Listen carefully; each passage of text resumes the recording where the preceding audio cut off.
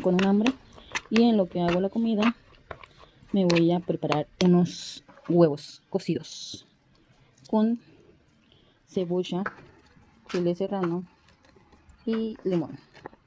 A mí me gustan mucho los huevos cocidos así y con salsa.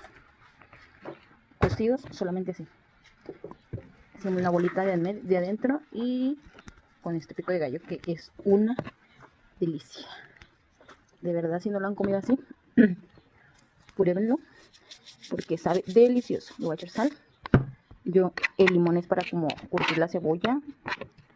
Nada más le eché un serrano porque sí olía picoso. Saqué 3, bien valiente que le iba a echar 3, pero sí olía picoso. Entonces, nada más le eché 1. Le voy a agregar pimienta limón porque el chiste es que esto tenga un sabor muy rico para que el huevo sepa delicioso.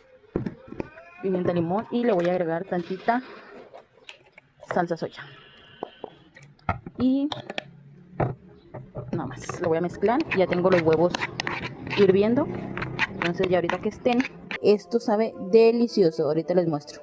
Le voy a agregar el huevo, pero miren, también le agregué cueritos. Estos son cueritos.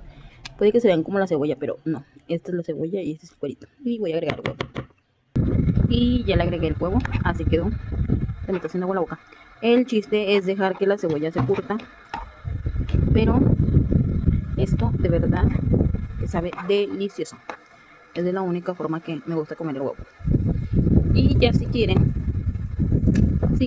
le pueden agregar poquita salsa.